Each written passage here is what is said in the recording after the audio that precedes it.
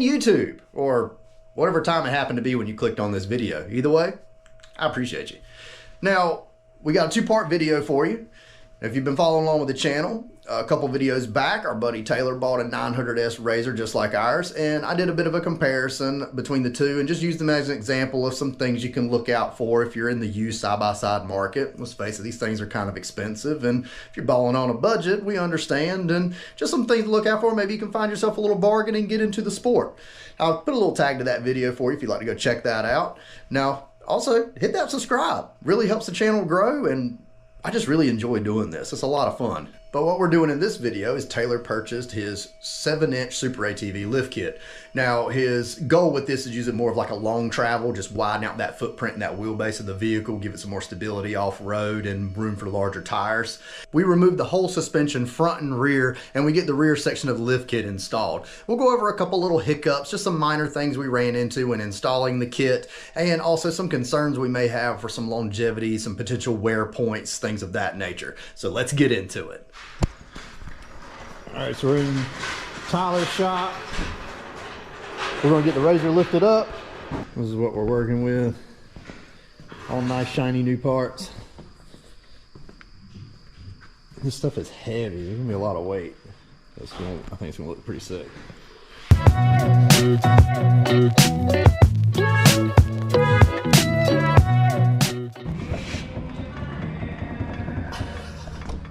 I think that's where some of the noise in the front was coming from. A little bit.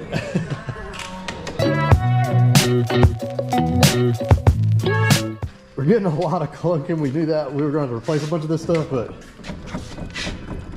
I mean, I don't even think there's a wheel bearing in there. It's just all of it. I don't even know if the wheel bearing is. I don't know. It's a little bit all of it. Look how bad the bushing is right there. Oh, we'll have to make sure we inspect that hub because that thing's gone. You know, the most challenging part to this was going to be getting it high enough off the ground we could actually put the lift kit on. Took us a whole hour just to figure out how to get it high enough up off the ground for us to actually put the lift on. I mean, that was a lot more challenging than I thought it was going to be. Let the tear down begin.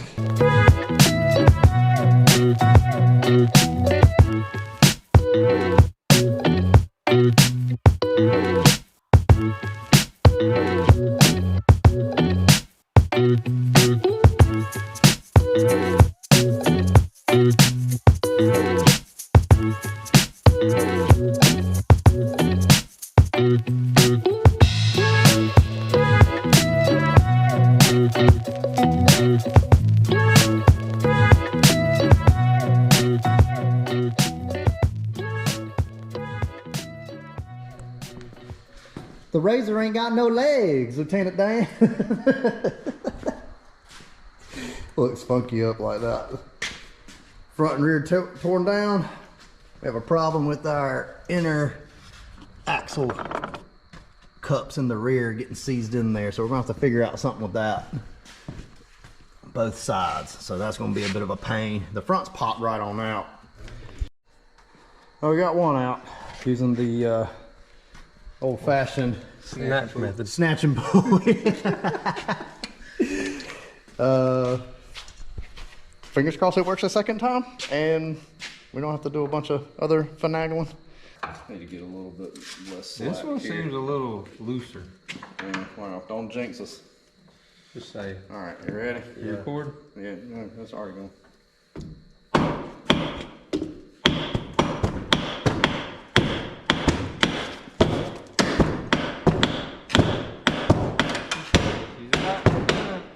She's coming.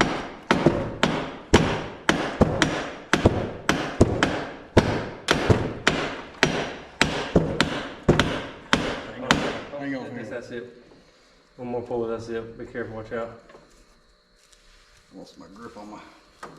Oh, that's it, it's out. There we go. Fuck yeah. Whew. That could have been a lot dude. worse. Yeah, that could have been bad. It took, I don't know, that would not work well with one person. No, hell It's not, no. especially Three-man with job. our makeshift lift here. Yeah, we kind of, I need to slide this back over there. We can just put the front lift on. You can be squatty potty riding around. You got the tip to match, look. As long as that motherfucker stay right. Look, that's perfect. Just bam, bam, bam, bam, bam. All right, night 2 back in the shop. And the boys have already mocked up one side with the control arms. Everything's just kind of hand tight. When you were mocking up the side, you ran into a problem with the sleeves. Like it's like almost like a universal kit, or maybe just some kind of off hardware kit. Something like that. I mean, they give you the right ones for the lower. You know, they give you enough of them, but the upper, none of the actual sleeves match. So we're gonna take, I mean, there's 4 of these. We're gonna take and cut it down in the lathe. All the other dimensions are right. It's just so basically, they have 2 to replace, and then 1 we're gonna have to basically cut down. Pretty much. I mean, okay. I don't understand why they sent it that way, but that's what we got, so that's what we're gonna do. All right. We just measured everything. Everything looks the same. Just we need to cut down the length. So that's what we got. That's what we had. The difference is 700 thousandths in length. And the kit just didn't have enough of the right size length sleeves, basically, for whatever reason. So we don't know if maybe he just got like a weird hardware kit or whatever. It's just what was sent. And how cool is this place? This is where Taylor makes his living. Machining and engine shop. So it helps have friends that are smarter than you.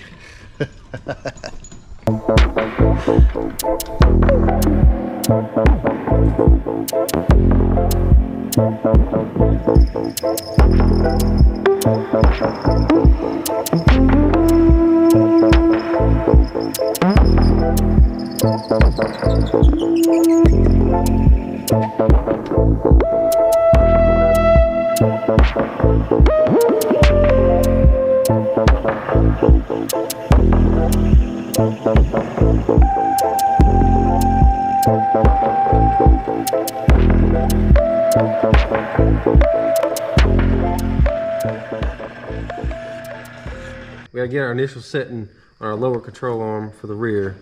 So per the instructions, 24 13/16 is what we want. Eyelet to knuckle setting. But we're going to go ahead and preset the camber. They give you like a generic setting to go with, basically. And Dale's lock nut, and then this head turns. So what we did on the other one, we just took the knuckle bolt, stick it in, use it as our reference point, come off center. Let's see, let's spin this around.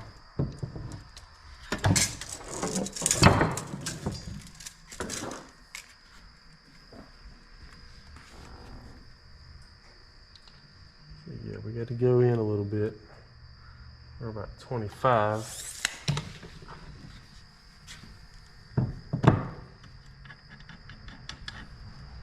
And then just rotate the head to screw it in. Yep. We'll try 2 turns.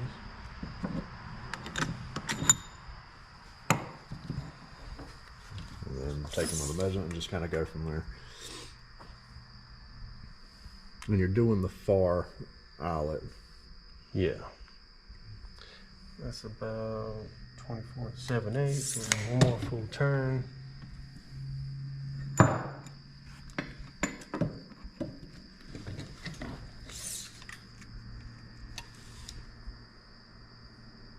And that's looks good there.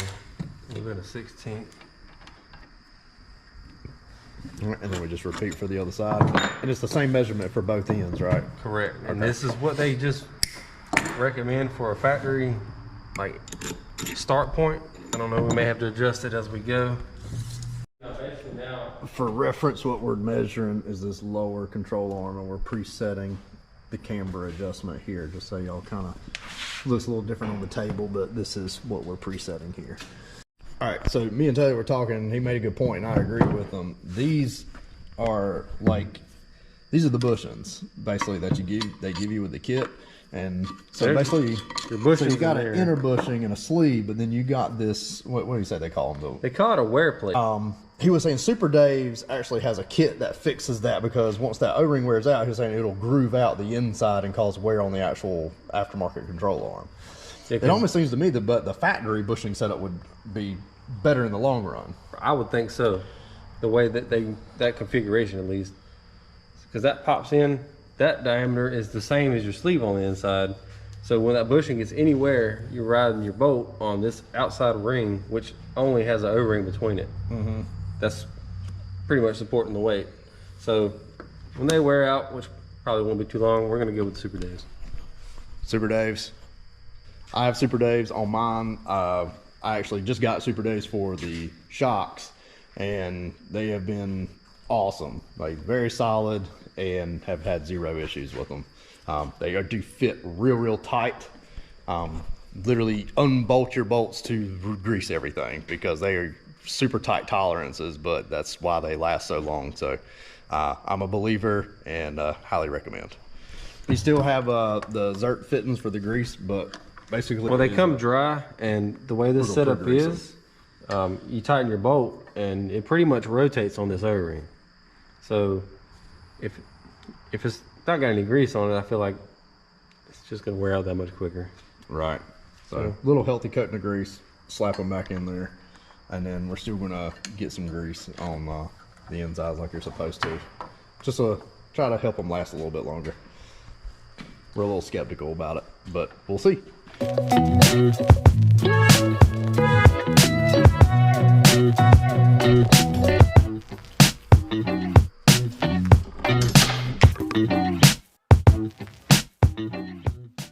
Just something I do and Taylor does, just to help keep these axles from getting too seized up. Put a little grease in there, and also inside where they slip into the transmission. It just kind of helps. If you ride a lot of water and deep mud and stuff, it's probably negligible, because it probably gets washed out pretty quickly, but we're not the biggest, deepest mud riders or anything. We're usually more trail guys for the most part, so it does tend to help us. But you know, just something to kind of give you guys a little tip.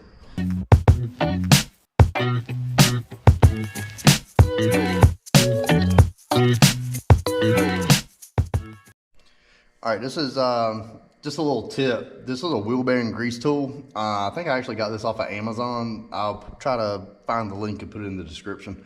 But this has been a lifesaver for my wheel bearings. It really extends the life of them. You do have to pull your wheel and then your hub off, but it actually slips right over the axle.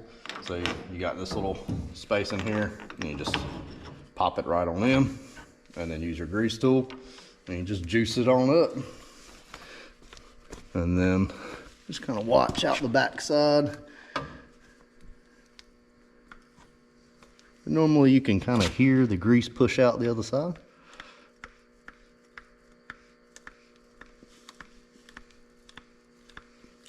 There we go. That seems good. And then we'll just rinse and repeat for all four corners. Lift is pretty much on in the rear. Bleed the brakes. We do have to replace pads, but he's gonna go back and do that later. We just gotta do the front now, but we do gotta, Taylor's got it kind of mocked up. It is gonna settle a little bit more. The camera doesn't really do it much justice, but he's gonna be sitting pretty big.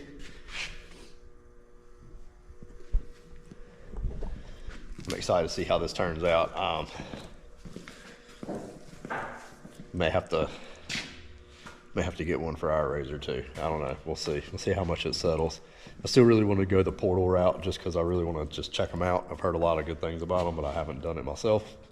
So we'll find out. We're gonna get to work slapping the front end together.